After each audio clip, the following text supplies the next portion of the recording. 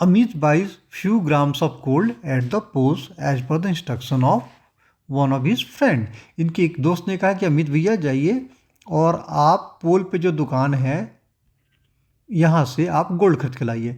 तो अमित भैया ने 10 ग्राम का गोल्ड खरीद लिया और उसके बाद क्या किया, he hands over the same when he meets him at the equator. और इनके दोस्त यहाँ पे रहते हैं इक्वेटर पे,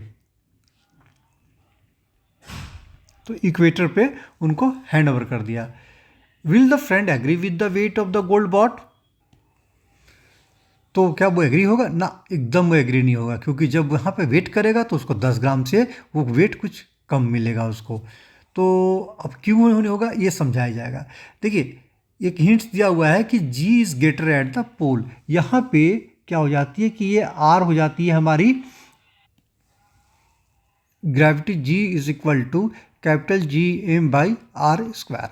are radius of the earth है। देखिए ये ग्रेविटेशन का ही फॉर्मूला दिया हुआ है। अब हम पोल पे करते हैं, तो पोल पे अगर हम करेंगे, चलिए मैं यहाँ लिख देता हूँ पोल, यहाँ लिखता है इक्वेटर। तो पोल पे अगर ग्रेविटी देखा जाए तो G M by R square और G M by R square. देखिए इक्वेटर का रेडियस थोड़ा मैंने बड़ा दिखाया है, ये कैपिटल का आर करके दिखाया गया तो ये बड़ा है, ये और ये थोड़ा छोटा है, इसलिए ऐसा दिखाया गया।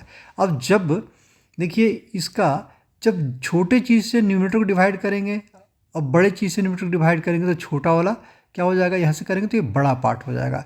तो हमेशा आपका जो जी एट पोल हमेशा बड़ा रहता है जी एट इक्वेटर से, तो ये जोड़ से खींचेगा।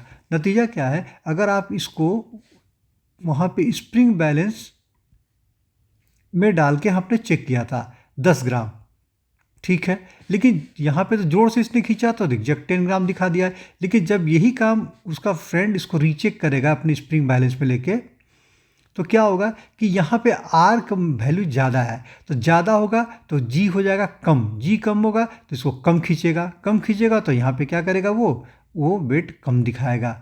तो क्या हो समटाइम मैं समझाने के लिए बोल रहा कि सपोज की उसको दिखाया जाए ग्राम 9 ग्राम, तो बोलेगा देखो मैंने कहा तुम्हें 10 ग्राम खरीदने के लिए, तुमने लाया 9 ग्राम।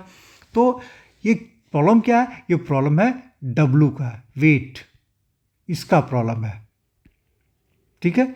लेकिन अगर आपको सेम चीज़ खरीदना है तो उसका क्या खरीदना चाहिए, मास खरीदना चाहिए। मतलब इस चीज़ को अगर पैन बैलेंस में खरीदा रहता है, ऐसे तराजू जिसको बोलते हैं, इसमें या 10 ग्राम का वेट रख देता, यहाँ पे अपना वो रिंग से या ज्वेलरी रख देता, तो एग्जैक्ट उसको 10 ग्राम मिलता है। इसको वेरीफाई करना पड़ता, तो यहाँ पे भी पैन बैलेंस तराजू में ही डाल के करता तो उसको एग्जैक्ट 10 ग्राम ही मिलता।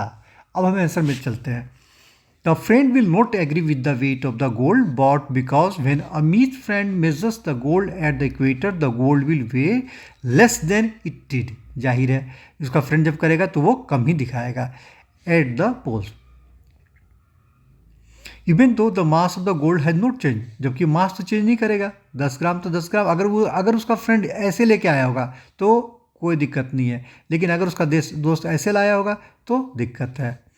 This is because the weight W is given by formula W equal to mg and the acceleration due to gravity G is greater at the pole than at equator.